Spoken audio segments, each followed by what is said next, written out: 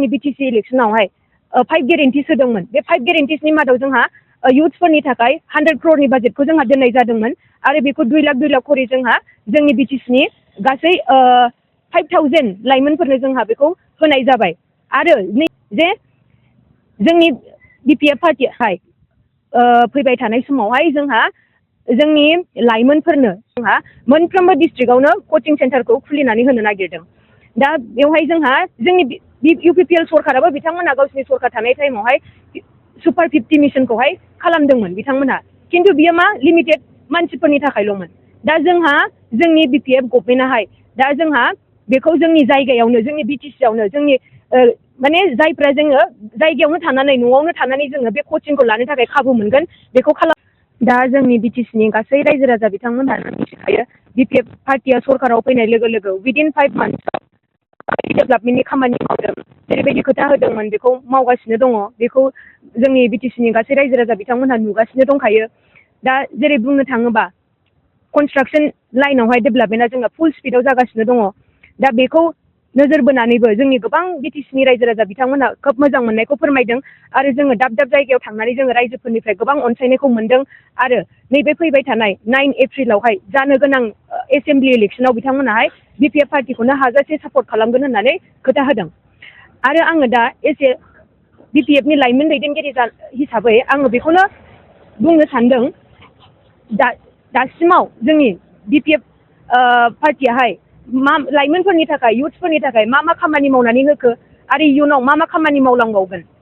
दा जोंहा जोंनि बिटिसिआव जोंहा जोंनि बिपिएफ पार्टिया गभर्नमेन्ट फैनाय लोगो लोगो जेरैबायदि सिगाङावहाय सिगांनि बिटिसि इलेक्शनावहाय 5 गेरेन्टिस होदोंमोन। बे 5 गेरेन्टिसनि मादाव जोंहा युथ्सफोरनि थाखाय 100 क्र'रनि बाजेटखौ जोंहा दोननाय जादोंमोन आरो बेखौ 2 लाख खरि जोंहा जोंनि बिटिसिनि गासै 5000 लाइमोनफोरनो जोंहा बेखौ होनाय जाबाय। आरो नैबे जोंनि एसेम्बलि इलेक्शना जोबनाय लोगो लोगोनो 15,000 युथ्सफोरनोहाय जोंनि आसाम गभर्नमेन्टआ हरबावगोन होननानै बेखौ खोथा होदों आरो बेखौ इलेक्शना जोबनाय लोगो लोगोनो बेखौ होनाय जागोन। आरोबाव दा जोंनि बिटिसिनि लाइमोनफोरखौ आङो बेखौनो बुंनो सानदों जे जोंनि बिपिएफ पार्टियाहाय फैबाय थानाय समावहाय जोंहा जोंनि लाइमोनफोरनो जोंहा मोनफ्रोमबो डिस्ट्रिक्टआवनो कचिं सेन्टारखौ खुलिनानै होनो नागिरदों। दा बेवहाय जोंहा जोंनि इउपिपिएल सरकाराबो बिथांमोना गावसिनि सरकार थानाय टाइमावहाय सुपार 50 मिशनखौहाय खालामदोंमोन बिथांमोना, खिन्थु बियो मा लिमिटेड मानसिफोरनि थाखायल'मोन। दा जोंहा जोंनि बिपिएफ गभर्नमेन्टआहाय दा जोंहा बेखौ जोंनि जायगायावनो जोंनि बिटिसिआवनो जोंनि माने जायफ्रा जोङो जायगायावनो थानानै न'आवनो थानानै जोङो बे कचिंखौ लानो थाखाय खाबु मोनगोन बेखौ खालामनानै होनो नागिरदों। दा सुपार 50 मिशनावहाय जोंनि युथ्सफोराहाय जायफ्रा सेलेक्ट जाबाय बेहाय बिसोरो माने दिल्ली बायदियाव गुवाहाटि बायदियाव थांनानैसो जोंहा बे कचिंखौ लाहैनो गोनां जायोमोन। खिन्थु डेभेलपमेन्ट होनोब्ला मा माने जाय बुस्थुआ जोंनियाव गैया, जाय बुस्थुआ जोंनि बिटिसिआव क्राइसिस बेखौ लाबोनानै होनायासो जोंनि बे मोनसे डेभेलपमेन्ट। दा बेखौ साननानैनो बेखौहाय जोंनि बिटिसि गभर्नमेन्ट जोंनि मानाव गेदेर हाग्रामा महिलारि सार बिथाङा दिनैहाय जोंनि बे कचिं सेन्टारखौ जोंहा मोनफ्रोमबो डिस्ट्रिक्टआव खालामनानै होनो नागिरनाय जादों। आरो जायफ्रा पिएइचडि खालायगासिनो दङ पिएइचडि स्कलार बिथांमोननि थाखायबो बिटिसि गभर्नमेन्टआ 3 लाख खरि रां अनसुंथाइखौ होनो नागिरदों। आरो जोंनि जाय दा फंबाय बिनानावमोनहाय मेट्रिक एग्जाम लिरदों, HS फाइनाल होदों, बिथांमोननि थाखायबो जायफ्राहाय टप 10 मासिखौ आवग्रिनानै लानो हागोन बिथांमोननि थाखायबो जोंहा 3 लाख खरि रांनि अनसुंथाइखौ जोंहा होनाय जागोन। दा बेनिखायनो गासै फारफ्रोमबो बिथिङाव जोंनि युथ्सनि थाखाय गोबां मोजां खामानि मावनो नागिरदों। बेखायनो आङो जोंनि गासै बिटिसिनि लाइमोनफोरखौहाय आं खावलायगोन बिपिएफ पार्टिखौनो हाजासे सापर्ट खालामनानै माने लांबाय थायोब्ला आरो इयुननि समावबो गोबां माखासे खामानिखौ मावनानै होनो हाबावगोन, जेरै दासिमाव मावनानै होगासिनो दंखायो। आरोबाव जेरै दस्रा माने गुबुन कान्ट्रिफोराहाय जेरै भकेसनेल इडुकेसनखौ बांसिनै गोसो होयो।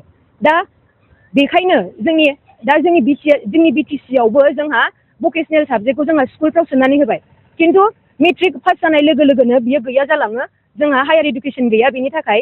दा बेनिखायनो बेखौबो नोजोर होनानै जोंनि हाग्रामा महिलारि सार बिथाङाहाय भकेसनेल इनस्टिटिउट जेरै टुरिजम, एग्रिकालचार, अट'मेटिक बेफोरबायदिखौहाय लाबोनो थाखाय जोंहा हाग्रामा महिलारि सार बिथाङाहाय खालामगासिनो दङ। आरो जेरै एगजाम्पोल हिसाबै दा जोंनिनो चिरांनि कासिकट्रा जिहेतु आं कासिकट्रानिनो, दा बेवहायबो जोंहा टुरिजम एन्ड मेनेजमेन्टनि जोंहा बेवहाय कनस्ट्राक्सना सोलिगासिनो दं।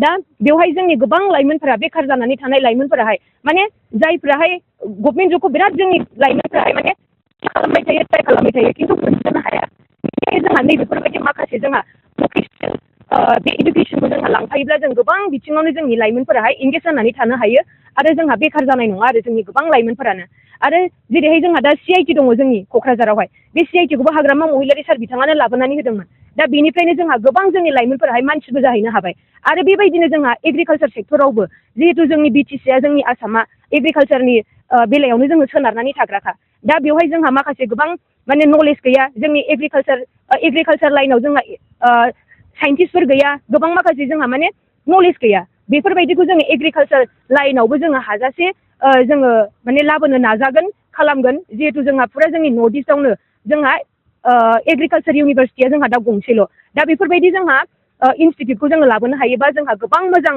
जागोन जोंनि इयुथ्सफोरनि थाखाय बेखौ आङो सानो आरो बेबायदिनो BPF पार्टिखौ आरो इयुनावबो हाजासे जोंनि इयुथ्सफोरनि थाखाय जोंनि रायजो राजाफोरनि थाखाय खामानि मावनो थाखाय सुबिदा होगोन होननानै BPF पार्टिखौनो माने सापर्ट खालामलांबाय थागोन होननानै आङो आसा खालामो।